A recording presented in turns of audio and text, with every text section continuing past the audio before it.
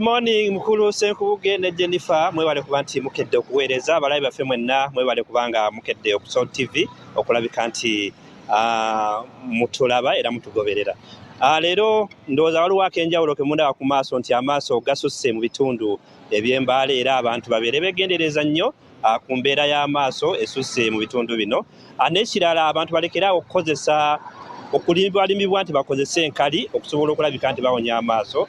Kino kisusse mu banaddala mu bakyala abasinga baga nti bakozesa omusulo gwabwe okulabika nti beegema amaaso gano, ekiviiriddeko abasinga okuzimba amaaso n'okulabika nti galwawo n'okuwona okukozesa enkali eno. Mugende mu ddwaliro musobole okuba nga mufuna obujjanjabi obutuufu. Mukulu Senkubuge nga nvuddewo tuzzeeko mu bitundu eby'e Bukeddeya. Bukeddeya eriraanye Soronko ne Bulambuli era mu bitundu ebimu ogenda okulaba nti enkuba buli weetonnya mu bitundu by'e Soronko ne Bulambuli amazzi agavaayo gadda ne gayiwa mu bitundu bino eby'e Bukeddeya era amataba ne gaba nti gatawaanya nnyo abantu b'e Bukeddeya. Wenjogerera essaawa zino abantu nga 300 bamaze okulabika nti batataaganyizibwa amataba gano era nga okusinziira ku mukyala chairperson owa Bukeddeya district mukyala Mary Akol agamba nti amataba gano gazze gabalumbagana buli mwaka era nga gavumenti yagezaako okulaba nti ekolayo irrigation schemes zisobole okulabika nti zikendeeza ku mazzi gano naye bikyagaanyi era nga asaba nti waliwo abaami gavumenti bwe yali efunye abaala aba German bajje bagezeeko okulabika nti bafuna either bazimbayo dams oba big irrigation scheme channels zisobole okuba nti zitaasa amazzi gano agava mu river Soronko ne Bulambuli. Era amazzi gano we gaba gayiye gasinga nnyo okukosa birime by'abantu wadde nga amayumba si mangi nnyo naye emmere ey'abantu esinga okulabika nti ekosebwa nnyo. Era wenjogera acres ezisukka mu 2 zonna ziri mu mazzi era tebasuubira kufunamu kalungi konna olw'amazzi agaba galagamyemu mu nnimiro zino. Katulabe embeera nga bweri n'omukyala chairperson oba ssentebe wa disitulikiti y'e Bukeddeya ky'annyonnyola ku mbeera eno ey'amataba agazze galumba e Bukeddeya.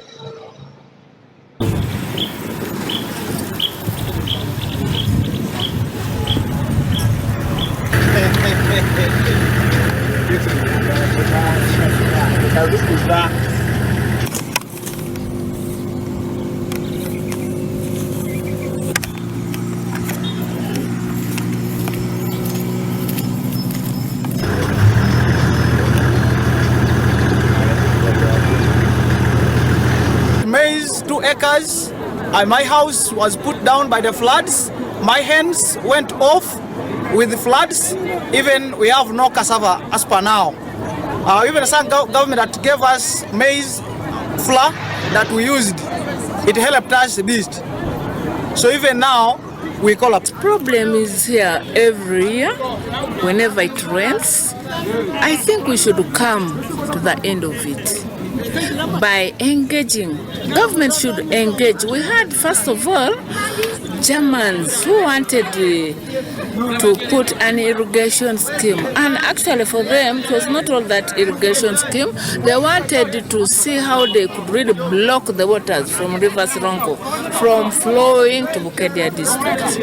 And now we have irrigation scheme. However much they had tried and they had put channels, actually it is not working.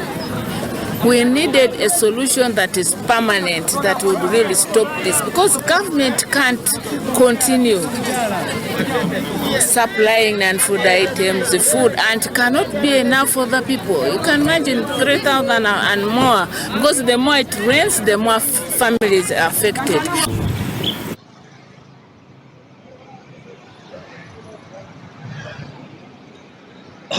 Okay, omwami asoose y'omu ku batuuze ng'oyo asembyeyo ye mukyala chairperson LC5 owa district y'e Bukeddeya nga nti embeera eno ebasusseeko buli mwaka.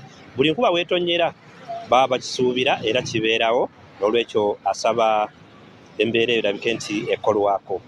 Mukulu Senkubuge ndowooza sijja kuba nti nsukkawo awo, kambaddiza omuzindaalo mu studio osobole okuba nga mweyongerayo.